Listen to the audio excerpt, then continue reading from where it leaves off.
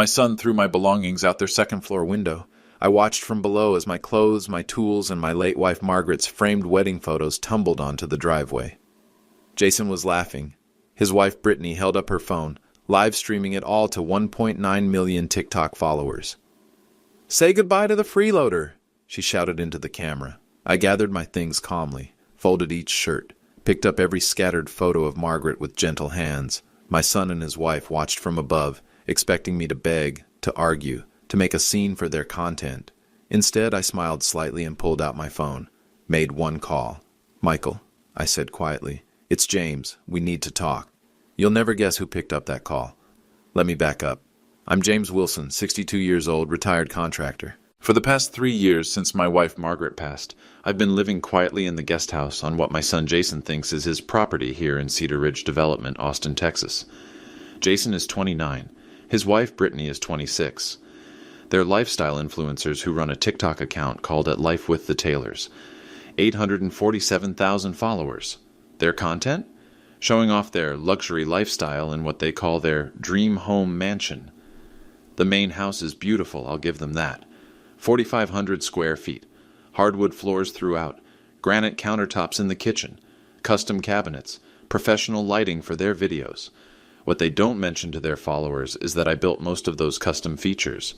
The kitchen island where Brittany films her morning routine, I designed that. The built-in entertainment center where Jason shows off his sneaker collection, my hands cut every piece of trim. But over the past year, they've grown increasingly embarrassed by my presence. In their early videos, I was Grandpa Jim, a quirky addition to their content. Brittany would film me washing dishes or tending the small garden behind the guest house, adding captions like, "Goals still working hard at 62. Then the tone shifted. I became the handyman who won't leave. They'd film me fixing a leaky faucet and make jokes about some people never knowing when to move on. When I'd walk past during their outdoor filming sessions, they'd stop recording and wait for me to disappear. 3 months ago, Brittany started a series called Boundaries with Family. Every episode was basically her complaining about having to share space with someone who doesn't understand modern living.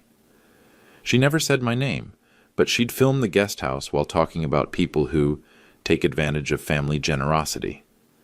The comments from their followers were brutal. "Just kick him out already. Your house, your rules. He's clearly jealous of your success." Last month, things escalated. Jason cornered me after I finished replacing some rotted deck boards, work they'd requested, by the way. "Dad," he said, not looking me in the eye, "we need to talk about your living situation." I'm listening. Brittany and I are thinking about expanding, maybe converting the guest house into a creator space. You know, somewhere we can film without worrying about interruptions. I set down my tools. "This has been my home for 3 years, son." "I know, and we appreciate everything you've done, but it's time to think about your next chapter. Maybe a nice senior community. We could help with the deposit." A senior community. My wife and I had bought this land together in 2015. We'd planned to build our retirement home here. After she died, I couldn't bear to stay in our old house, so I moved to the property and built the guest house with my own hands while Jason and Brittany were still living in a cramped apartment downtown. But I didn't say any of that. I just nodded and went back to work. That's when the real campaign began. Brittany started filming day-in-the-life videos that always seemed to capture me in the background, sweeping the walkway, checking the mail, sitting on my small porch in the evening. She'd add captions like, "When your space isn't really your own," or "Counting down to freedom."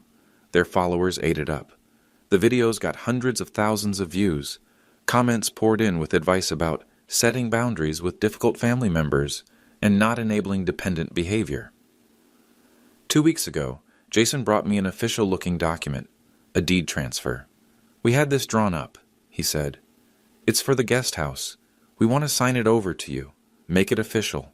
I read through it carefully. It was a quitclaim deed for Lot 7, the guest house, and about a quarter acre around it.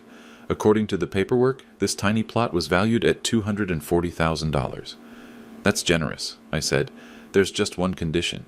You'd need to handle all the utilities, maintenance, property taxes, everything." Brittany calculated it's about $1,800 a month total.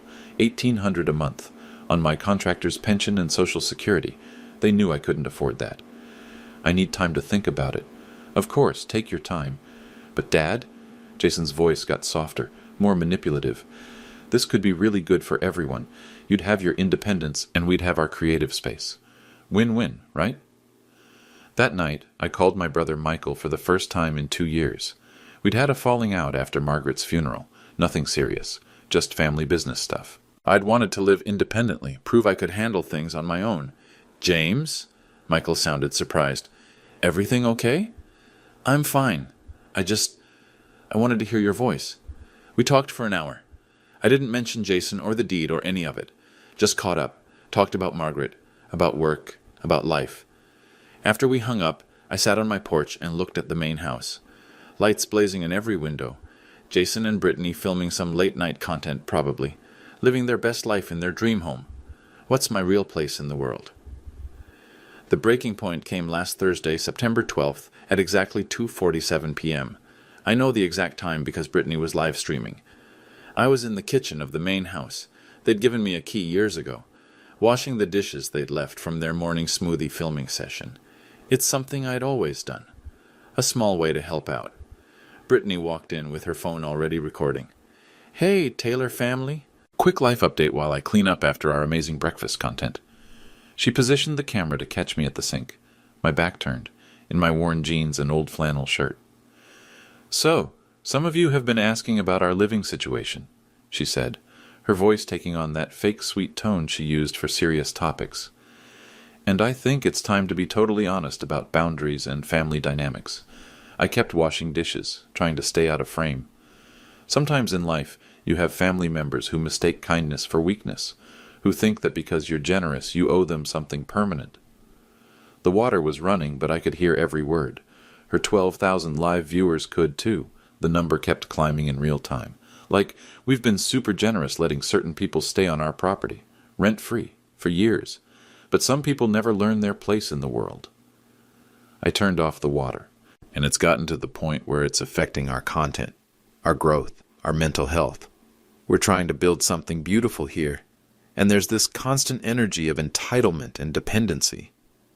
She moved closer, angling the camera to catch both of us in frame. Some people think they can just exist in other people's spaces forever, like the world owes them something because they're old or because they've had some hard times. The dish towel in my hands was perfectly still. I didn't turn around. But here's the thing, Taylor family, and this is a life lesson for all of you. You cannot enable people who refuse to help themselves, even if they're family, especially if they're family. Brittany walked right up behind me. I could see her reflection in the window above the sink. Phone held high, that practiced smile, ring light casting her in perfect illumination. Say hi to the Taylor family, Jim. I turned around slowly, looked directly into her camera. 12,400 live viewers watching. Hello, I said simply. Jim's been staying in our guest house for a while now, Brittany continued, like I wasn't even there. But we're finally ready to reclaim our space and set some healthy boundaries. A commenter asked, why doesn't he just get his own place? Brittany read it aloud. Great question. Jim, why don't you tell everyone why you can't seem to get your own place? The silence stretched. Viewers were typing furiously. The comment count kept climbing. I have my own place, I said quietly. Well, technically you're living in our guest house, on our property, using our utilities. I built this kitchen, I said, still calm. Those cabinets, that island where you film every morning. Brittany laughed. The kind of laugh that's meant to make someone seem ridiculous. Right, but that was like volunteer work. Nobody asked you to do that. Jason asked me. Okay, but that doesn't mean we owe you free housing forever. Another comment. How much rent does he pay? 0, Brittany said immediately. Absolutely 0. Meanwhile, we're carrying all the costs of this property, all the maintenance, everything. It's honestly exhausting. I set the dish towel down, folded it neatly.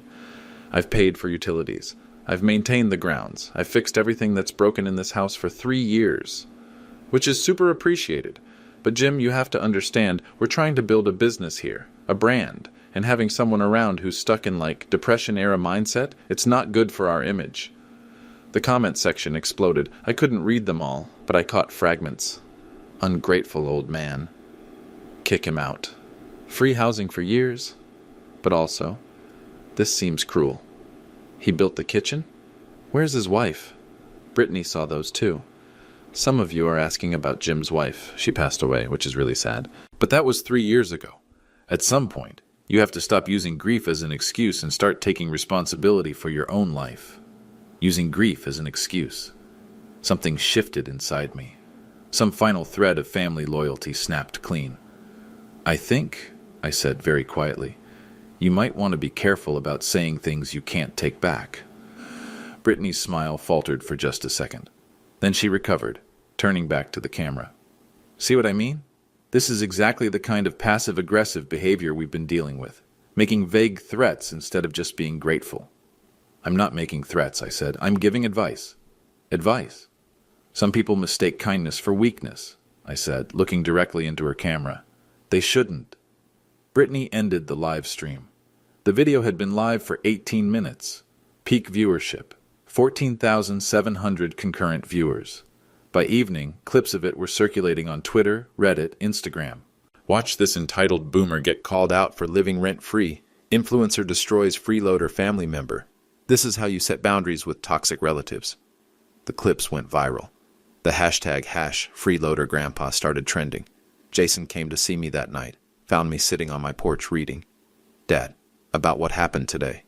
Which part? I asked, not looking up from my book. Brittany was she was making content. You know how she gets when she's live streaming. She didn't mean most of that stuff. Yes, she did. Look, maybe we can work something out about the guest house situation. Maybe we were being too hasty. I closed my book. Jason, do you know what your mother's last words to me were? He shifted uncomfortably. Dad, I don't think... She said, take care of our family. Not just you, our family. I know, but I've been trying to do that for 3 years. But I think I've been confused about who our family actually is. I stood up, went inside, and locked the door. The next morning, I made my decision. Friday morning, September 13th, I called Michael. I hadn't planned what to say. Just dialed his number while my coffee was still hot and the morning was still quiet. James? He picked up on the second ring. 2 calls in 1 week. Either you're dying or you need help. Maybe both, I said. Michael Wilson, my older brother by 4 years, CEO of Wilson Properties Group. We'd grown up in the same small house in East Austin, sharing a bedroom until we were teenagers. He'd always been the ambitious one, worked his way through UT Business School, started flipping houses while I was learning carpentry. Now he owned properties across 12 states. What's going on?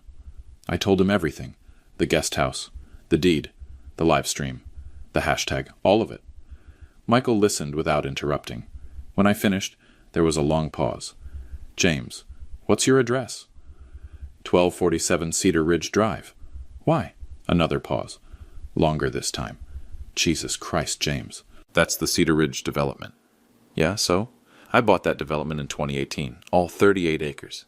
We've been getting monthly reports from property management about an occupied guest house, but I never thought to ask who was living there. The coffee cup felt suddenly heavy in my hands. You own this place? The whole development. 12 luxury homes, community center, walking trails. We bought it for $14.8 million as a long-term investment.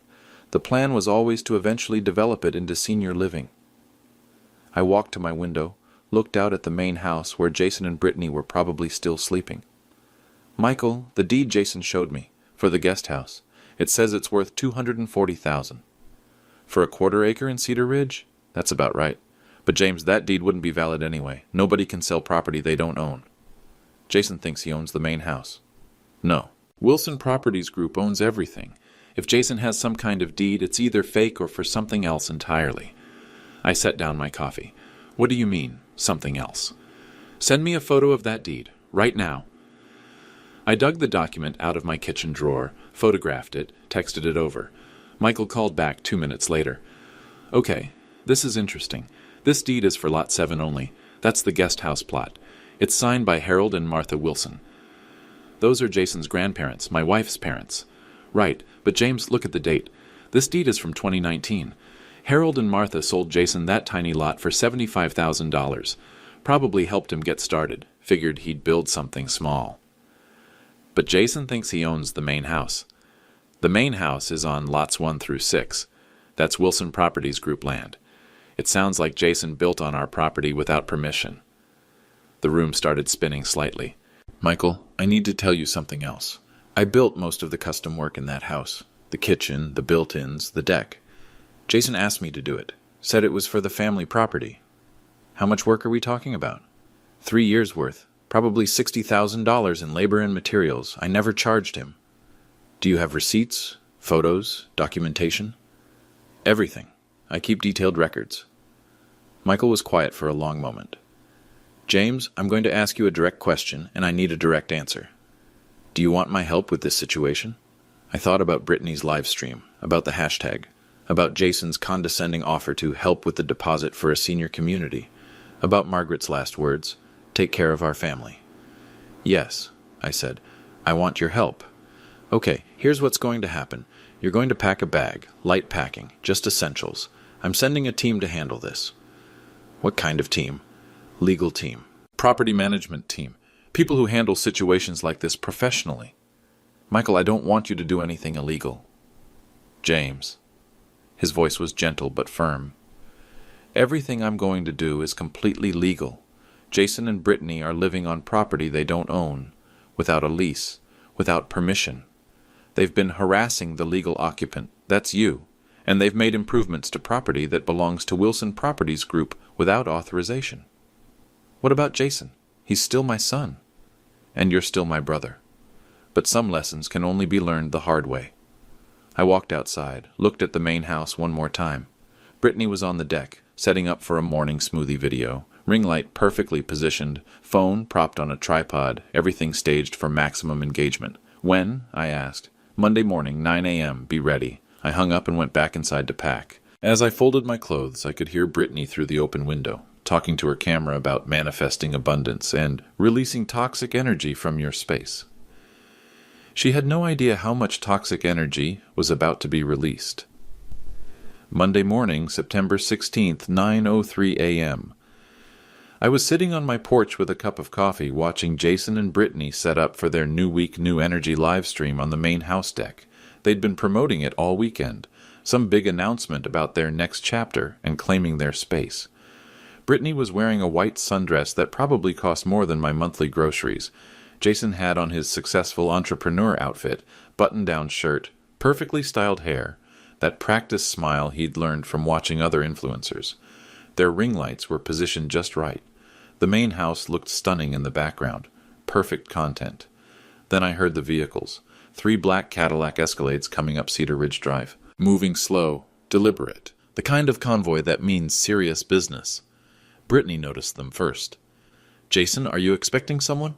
The SUVs parked in perfect formation across the driveway. 6 people stepped out. 3 women, 3 men, all in dark suits, all carrying leather portfolios.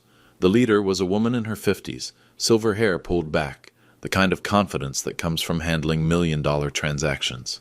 She walked directly to the deck where Jason and Brittany were filming. Jason Wilson. Yeah? Can I help you? I'm Victoria Anderson from Anderson & Associates. We represent Wilson Properties Group. Are you currently live streaming? Brittany held up her phone. This is our private property. You're trespassing. Victoria smiled. Not a friendly smile. Actually, this is property owned by Wilson Properties Group. You're the ones trespassing. She opened her portfolio, pulled out a thick document. This is an official 30-day notice to vacate. You're currently occupying 1247 Cedar Ridge Drive without authorization, without a lease, and without permission from the legal owner. Jason's face went white. That's impossible. I have the deed. This is my house. Sir, Wilson Properties Group purchased this entire development in March 2018 for $14.8 million. That includes lots 1 through 6, where the main residence is located. Brittany was still filming, but her hands were shaking. This is insane. We've lived here for 3 years. We've put thousands of dollars into this place.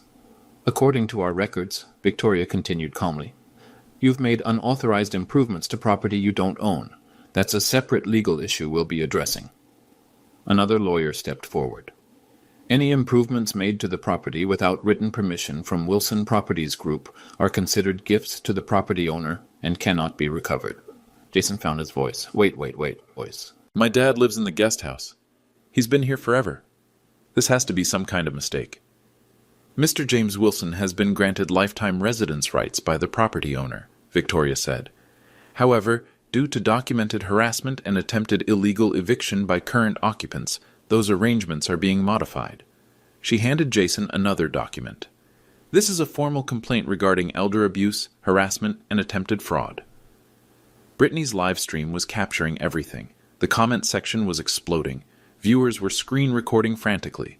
"This is a setup," Brittany shouted into her phone. "This is exactly what we were talking about. Some people will do anything to avoid taking responsibility." Victoria turned to look directly at Brittany's camera. "Ma'am, you're currently live streaming what could become evidence in a legal proceeding. I'd recommend consulting with an attorney before making any additional statements." That shut her up. Jason was frantically scrolling through his phone. "I'm calling the police. This is harassment." "Please do," Victoria said. "We've already notified local law enforcement about the situation.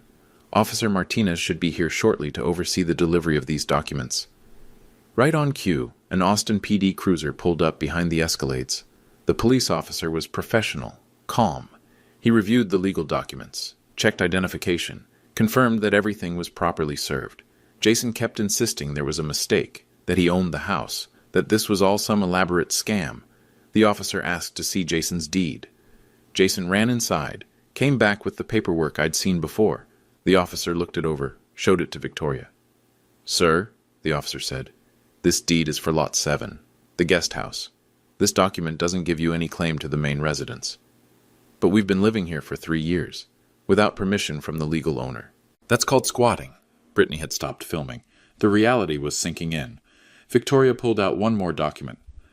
"This is a bill for unauthorized improvements made to Wilson Properties Group land. Total cost of restoration and legal fees, $89,400. $89,000? Jason's voice cracked. "Custom kitchen renovation without permits, $32,000. Deck addition without permits, $18,000. Interior modifications without permits, $23,000. Legal fees and administrative costs, $16,400. I watched from my porch, sipping my coffee, not saying a word. "You can't do this," Brittany said. "We have followers. We have influence. People will hear about this." Victoria nodded toward Brittany's phone. "You've been live streaming this entire interaction to—" She paused, glanced at the screen. "To 47,000 viewers. I'm sure they will hear about it." The officer handed Jason his copies of all the paperwork. "Sir, you have 30 days to vacate the main residence. The guest house is not affected by this notice." After they left, Jason stormed over to my porch. "Dad, what the hell is going on? Who are these people? What is Wilson Properties Group?" I set down my coffee cup. "You might want to Google that." "Don't play games with me. This is serious." "Yes, it is." Brittany was behind him, no longer filming, makeup smeared from crying. "We trusted you. We let you live here for free, and this is how you repay us." "I've never lived here for free," I said quietly. "I've paid utilities. I've maintained this property. I've fixed everything that's broken." "That doesn't give you the right to sick lawyers on us." I stood up slowly. "Jason, do you still have that business card Victoria gave you?" He looked down at the card in his hand. "Wilson Properties Group. Victoria Anderson, attorney." "What does this have to do with anything?" "Read the name at the bottom." Jason squinted. "Wilson Properties Group. Michael Wilson, CEO." He looked up at me. "So?" "Michael Wilson is my brother." The color drained from his face. "And this," I gestured around the entire development, "is all his property." That evening, Jason came back. No cameras this time. No Brittany. Just him, standing on my porch, holding his phone. "I Googled Wilson Properties Group," he said. "And? $3.8 billion in assets, 624 properties across 12 states. Forbes listed your brother as one of the top 50 real estate developers in America." I nodded. "He's done well for himself." "Dad, why didn't you tell me?" "Tell you what?" "That your brother is a billionaire." I went back to reading my book. "Michael's success isn't my business to share." "But this is insane. You've been living in a guest house while your brother owns a real estate empire." "I've been living quietly, the way I prefer to live." Jason sat down on my porch steps uninvited. "Okay, but this changes everything. You could have been living anywhere. You could have had any house you wanted." "I had the house I wanted. This one." "But Dad, don't you see how this looks? We didn't know. If we'd known who you were connected to, we never would have. Brittany never would have said those things." I looked at him over my book. "So you would have treated me with respect if you'd known I had money?" "That's not what I meant. It's exactly what you meant." Jason pulled out his phone, showed me the screen. Look at this. Brittany's live stream from this morning has 2.3 million views. The clips are everywhere. Twitter, Instagram, TikTok, we're getting destroyed in the comments.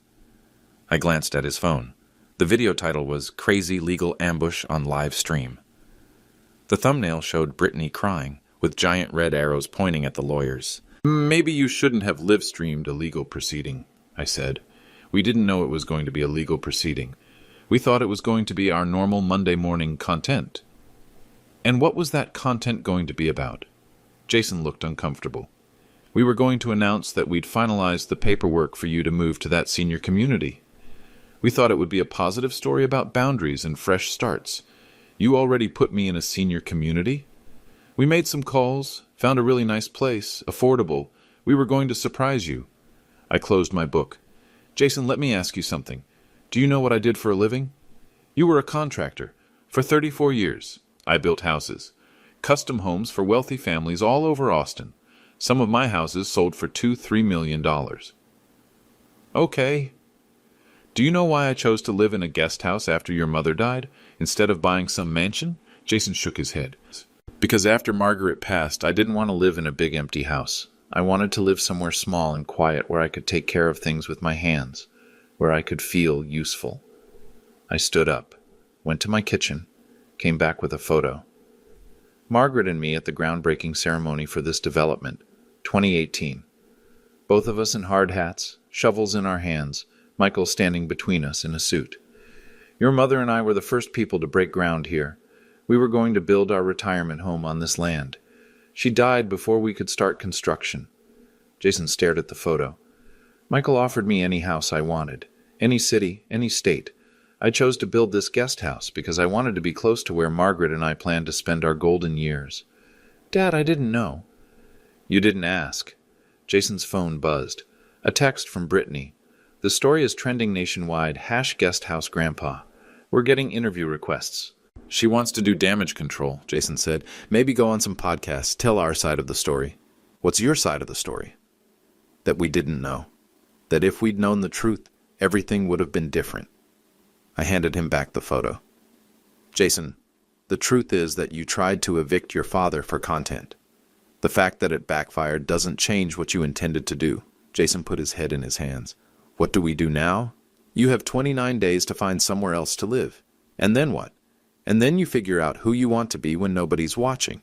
Tuesday morning, September 17th, Brittany went into full damage control mode. She posted a 12-minute TikTok video titled The Truth About Yesterday's Legal Ambush. Perfect lighting, perfectly styled hair, sitting in their minimalist living room with tissues strategically placed in frame. Taylor family, I'm heartbroken that I even have to make this video, she began, her voice shaky but determined. What you witnessed yesterday was elder abuse, corporate bullying, and an attack on small creators who are just trying to build something beautiful. The video got 1.7 million views in 6 hours. Some of you are asking how this could happen, how a sweet old man could suddenly have access to this kind of legal power, and the answer is that this isn't about justice. This is about money, big money, the kind of money that can buy lawyers and intimidate families. She was good at this, I had to admit that. She knew exactly how to frame the narrative. Jim Wilson's brother is apparently some kind of real estate mogul. We had no idea. Jim never told us. For 3 years he let us believe we were helping him, taking care of him, giving him a place to live after his wife died. The comments were flowing fast. I knew something was fishy. Rich people are the worst. Justice for Brittany and Jason. But other comments were pushing back. Wait, they were trying to evict him? He built their kitchen for free. This doesn't add up. By afternoon, Brittany had launched a GoFundMe page. Help us fight corporate bullying. Goal of $50,000 for legal fees. The description painted them as David fighting Goliath, young entrepreneurs being crushed by billionaire interests. The fund raised $73,000 in 18 hours. Local news picked up the story. Channel 8 ran a segment called Influencers versus Real Estate Empire, a family feud goes viral. They interviewed Brittany via video call, tears streaming down her face as she talked about fighting for small creators everywhere. But the internet is a funny thing. Once people start digging, they find everything. Reddit users began connecting dots. Someone found the original live stream from last Thursday. The one where Brittany had called me a freeloader and mocked my Depression-era mindset. Another user found older videos where they joked about Grandpa Jim the handyman. Screenshots started circulating. Brittany's old Instagram posts showing off the custom kitchen, always tagged with #blessed and #dreamhome, never mentioning that the handyman was Jason's father. A TikTok user with 2 million followers made a response video. Let me get this straight. They lived rent-free on his family's property for 3 years, made him do unpaid labor, mocked him on live stream, tried to force him into a nursing home, and now they're the victims? The hashtag shifted. #guesthouse. Grandpa became #justice. For Grandpa Jim, property records surfaced. Public documents showing Wilson Properties Group's 2018 purchase. Building permits listing James Wilson as the contractor for kitchen and deck renovations. Venmo screenshots that someone leaked showing Jason charging me $200 a month for utilities and maintenance for my own guest house. Wednesday evening, a local real estate blogger published a deep dive investigation. The Cedar Ridge development. What really happened? The article included a timeline of the property purchase, details about Wilson Properties Group's portfolio, interviews with neighbors who confirmed I'd been doing maintenance work for years, analysis of the building permits and property improvements, screenshots of social media posts showing the progression from beloved Grandpa Jim to freeloader. The blogger's conclusion, this appears to be a case of adult children exploiting an elderly parent's labor and generosity, then attempting to evict him when his presence became inconvenient for their social media brand. By Thursday, the story had reached national outlets. A segment on CNN's morning show. An article in the Washington Post about influencer culture and family exploitation, a trending topic on Twitter with over 200,000 posts. The GoFundMe comments section became a battleground. These people are disgusting, using their followers to fund their greed. The old man was living for free and they're the bad guys? Did you all even read the property records? He literally built their kitchen. This is why I don't trust influencers. Friday morning, GoFundMe shut down the campaign. Violation of terms of service, misleading or fraudulent fundraising. All $73,000 was refunded to donors. Brittany posted a furious response video. This is exactly what we're talking about. When you have billions of dollars, you can shut down anything that threatens your narrative. This is corruption at the highest level. But the comments on that video told a different story. Girl, you got caught. Maybe don't live stream elder abuse next time. L plus ratio plus you're not the victim here. Grandpa Jim deserves better. The court of public opinion had rendered its verdict. Jason and Brittany had gone from sympathetic victims to cautionary tale in less than a week. But I had a feeling they weren't done fighting yet. Saturday morning, I sat at my kitchen table with 3 years' worth of documentation spread out before me. Michael had asked for everything, every receipt, every photo, every piece of evidence showing what I'd contributed to this property. The numbers were staggering.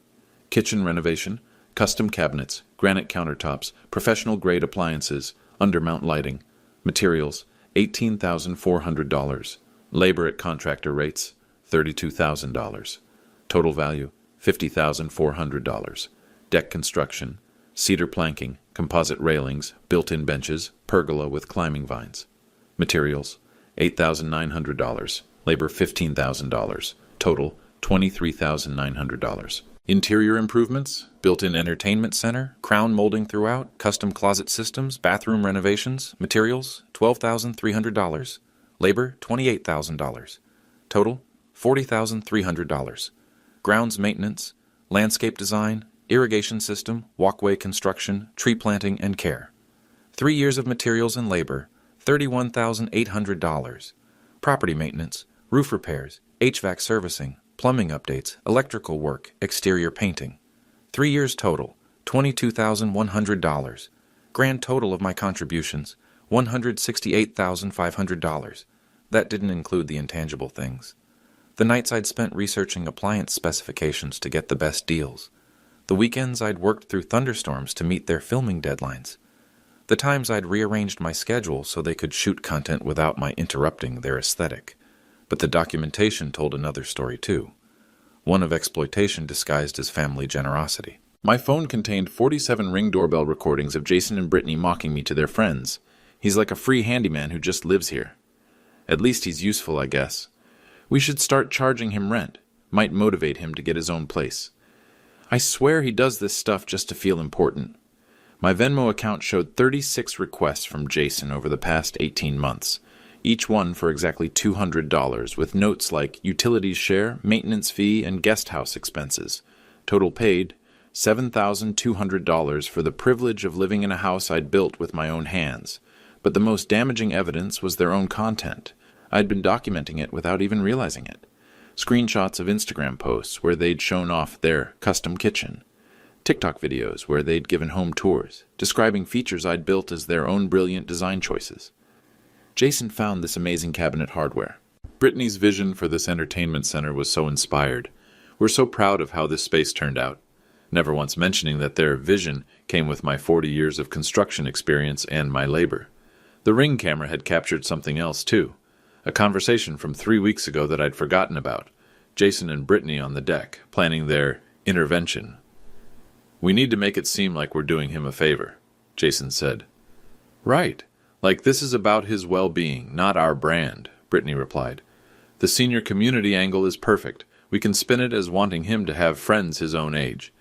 And then we'll have the creative space we need. No more worrying about him wandering into shots. Think we should film it? Like a documentary-style thing about setting healthy boundaries?" "Definitely. Content about difficult family situations always performs well." They'd planned to film my eviction, turn my displacement into content for their followers. Michael arrived Sunday evening to review everything. He sat at my kitchen table for 2 hours, going through each document, each photo, each piece of evidence. "James, this is..." He shook his head. "This is systematic exploitation. They're my family. Family doesn't charge you rent to live in a house you built. Family doesn't mock your grief for content. Family doesn't plan to film your eviction." He held up the Venmo screenshots. "They charged you $7,000 to live in your own construction project, on property they don't even own. What happens now? Now we show them what accountability looks like." Michael pulled out his laptop, started typing. "Victoria is drafting a comprehensive legal response. We're not just defending against their narrative anymore. We're going on offense." "What kind of offense?" "Breach of verbal contract for unpaid labor. Fraud for charging you rent on property you don't own. Elder abuse for the systematic harassment and exploitation, and theft of services for the work you did under false pretenses." My stomach churned. "Michael, I don't want to destroy them." "James, they tried to destroy you. They just weren't good enough at it." He closed the laptop. "Tomorrow is going to be interesting. They're planning some kind of big response. Brittany's been promoting a tell-all live stream for Monday afternoon." "How do you know?" "Because we're monitoring their social media. This is business now, not family drama. And in business, you always know what your opponents are planning. Monday was going to change everything, and this time, I'd be ready." Monday, September 23rd, 11:47 a.m. Brittany had been promoting her emergency truth-telling live stream all weekend. The real story behind the legal attacks, she'd promised. Everything they don't want you to know. She'd set up her professional streaming equipment on the main house deck. Ring lights, multiple camera angles, wireless microphones. The full influencer arsenal. I watched from my porch as she did her pre-stream setup, checking lighting, adjusting angles, rehearsing her opening lines. Jason paced behind her, clearly nervous. At exactly noon, she went live. "Taylor family, thank you for being here during this incredibly difficult time," she began, her voice trembling with practiced emotion. "Today, I'm going to tell you everything. The truth about corporate bullying, elder manipulation, and what really happens when you try to set boundaries with family." The viewer count climbed rapidly. 15,000, 25,000, 50,000 people watching live. Some of you have been asking how Jim Wilson suddenly got access to this kind of legal power, and I've done some digging. His brother, Michael Wilson, isn't just a real estate developer. He's a billionaire who uses his wealth to silence anyone who threatens his family's image. She pulled out printed screenshots, held them up to the camera. These are public records showing Wilson Properties Group's history of aggressive legal tactics, evicting families, forcing out small businesses. This is what they do. 75,000 viewers now. Comments flowing so fast they were just a blur. "Jim Wilson lived on our property for 3 years, rent-free. We took care of him after his wife died because we believed in family loyalty. But apparently, family loyalty is a one-way street when your brother owns a billion-dollar empire." That's when I heard the vehicles. Not the 3 Escalades from last Monday. This was different. A convoy of Tesla Model S sedans. 5 of them. Moving slowly up Cedar Ridge Drive like a presidential motorcade, Brittany noticed the commotion. "Hold on, Taylor family. Something's happening." She turned her camera toward the street. The viewer count was now 89,000 and climbing. The lead Tesla parked directly in front of the main house. The passenger door opened, and Michael Wilson stepped out. Even from my porch, I could see Brittany's face go pale. Michael looked exactly like what he was, a billionaire CEO who'd driven straight from a board meeting. Navy suit that probably cost more than most people's cars. Italian leather shoes, the kind of confidence that comes from owning half of Austin. Behind him, 4 more people emerged from the other vehicles, Victoria Anderson and her legal team, a woman with a tablet who looked like a PR specialist, a man with a professional camera. "Oh my God," Brittany whispered into her microphone. "They're here. The billionaire brother is actually here." Michael walked directly to the deck. No hesitation, no introduction. He looked at Brittany's setup, the ring lights, the cameras, the professional streaming equipment. "Miss Wilson," he said, his voice carried easily across the property, "I understand you're live streaming. Yes, this is public property. I have the right to—" "Actually, this is private property, my property, but please continue. I'd like to address your audience." Brittany looked at Jason, who was frozen behind the cameras. The viewer count hit 127,000. Michael stepped into frame. Not awkwardly, not like someone uncomfortable with cameras, like someone who'd given congressional testimony and shareholder presentations. "Good afternoon," he said, looking directly into Brittany's camera. "I'm Michael Wilson, CEO of Wilson Properties Group. I'd like to correct some misinformation that's been circulating about my brother James and our family's property." He pulled out a leather portfolio. "This is the deed for Cedar Ridge Development, purchased by Wilson Properties Group on March 15, 2018 for $14.8 million. All 38 acres, including 12 luxury homes and common areas." Brittany tried to interrupt. "But Jason has a deed. Mr. Jason Wilson has a deed for Lot 7, the guest house, a quarter-acre plot that his grandparents sold him for $75,000 in 2019. This deed does not include the main residence." Michael turned to Jason. "Sir, may I see your deed?" Jason fumbled through a folder, handed over the document with shaking hands. Michael examined it briefly, then held it up to the camera. "As you can see, this deed clearly states Lot 7, Cedar Ridge Development. Lot 7 is the guest house. The main residence sits on Lots 1 through 6, which have always been owned by Wilson Properties Group." The chat was exploding. Screenshots, recordings, people frantically trying to process what they were seeing. "Now," Michael continued, "Miss Wilson has been telling you that my brother James lived here rent-free for 3 years. Let me share some documentation." Victoria Anderson stepped forward with another portfolio. "These are receipts showing $168,500 worth of improvements Mr. James Wilson made to this property between 2021 and 2024. Kitchen renovation, deck construction, grounds maintenance, electrical and plumbing work." Michael nodded. "My brother is a licensed contractor with 40 years of experience. Every improvement he made increased the value of our property. He wasn't living here for free. He was providing skilled labor in exchange for residence." Brittany found her voice. "But he never told us. We didn't know about Wilson Properties Group. Why would he need to tell you? You don't own this property. You've been living here without a lease, without permission, and without any legal right to occupancy." The comment section was brutal. "They've been squatting for 3 years, so they were the freeloaders? This is insane. Grandpa Jim was paying them to live in his house." Michael pulled out his phone. "I'd like to play something for your audience." The Ring doorbell recording.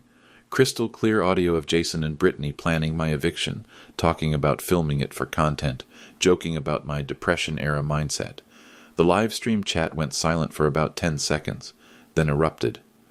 "Miss Wilson," Michael continued, "you've raised $73,000 claiming to be victims of corporate bullying, but you were planning to film my brother's eviction for social media content."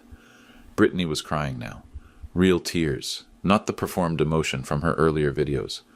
Furthermore, Victoria Anderson added, "Mr. James Wilson has documentation showing he paid Jason Wilson $7,200 over 18 months for utilities and maintenance on a property Jason doesn't own. That's fraud." Jason tried to speak. "We didn't know it was fraud.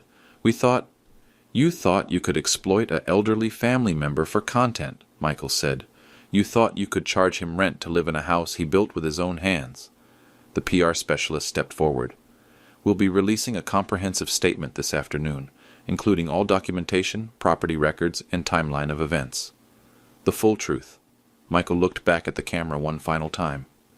My brother James Wilson is 62 years old. He's a widower, a veteran contractor, and a man of dignity who chose to live quietly after his wife's death. Your attempt to exploit him for social media fame has failed. He gestured to the construction crews that had just arrived. As of today, this property begins development into the Margaret Wilson Memorial Village, a senior living community named after my late sister-in-law. Construction starts immediately. Brittany's live stream was chaos. 127,000 people watching her life implode in real time. The comment section was moving so fast, it was unreadable. Mr. Jason Wilson, Miss Brittany Wilson, Michael said formally. You have 28 days remaining on your eviction notice. I suggest you use that time wisely. Michael walked back to his Tesla. The legal team followed. Construction crews began unloading equipment. Brittany ended the live stream. Within an hour, clips were everywhere. Billionaire destroys influencer, scammers live. The most brutal takedown in social media history. When keeping it real goes wrong. The full live stream recording hit 5 million views by evening. Jason and Brittany had become a cautionary tale about the internet's memory and the danger of exploiting family for content. But for me, sitting on my porch that evening, it wasn't about revenge. It was about Margaret's last words. Take care of our family. I finally understood what she meant. October 22nd, 1 month later. Jason and Brittany moved out with 3 days to spare on their eviction notice. They found a 2-bedroom apartment in East Austin. Both got regular jobs. Jason at a marketing firm, Brittany at a local boutique. Their influencer career was over. The numbers told the story. At Life with the Taylors lost 340,000 followers in 4 weeks, from 847,000 down to 507,000. Their engagement rates collapsed. Sponsors dropped them. The live stream had become the most watched downfall in influencer history. The GoFundMe scandal made national news. Brittany faced no criminal charges, but her reputation was permanently damaged. Every future employer would Google her name and find the story. Local news covered the Margaret Wilson Memorial Village groundbreaking. Michael and I cut the ribbon together, both wearing hard hats just like in the old photo with Margaret, 22 luxury apartments for senior living, with walking trails and a community center. I kept the guest house. Michael offered me a penthouse downtown, a beach house in California, anything I wanted. But I chose to stay. This is where Margaret and I planned our future, and this is where I'll honor her memory. Every Sunday, Michael and I have dinner together. We're rebuilding what we lost after Margaret's funeral. Family isn't just blood. It's choice, respect, and showing up when it matters. Last week, I received a handwritten letter from Jason. 3 pages of apologies. Acknowledgement of mistakes. A request to talk when I'm ready. He'd realized, he wrote, that he'd been performing his life instead of living it. Brittany still hasn't reached out. The property is beautiful now. Construction crews working every day, building something meaningful. Visitors stop by to see the famous guest house from the viral videos. Some leave flowers at the memorial garden we planted for Margaret. Sometimes people ask if I regret calling Michael. If I wish I'd handled things differently. I don't regret protecting my dignity. I don't regret honoring my wife's memory. I don't regret teaching my son that respect isn't negotiable. The internet never forgets. But it does move on. Jason and Brittany learned that fame without substance is just noise. I learned that family loyalty has to flow both ways. Margaret would be proud of the village being built in her name, and she'd be proud that I finally learned to stand up for the family that stands up for me. Sometimes the best revenge is just letting people show the world who they really are.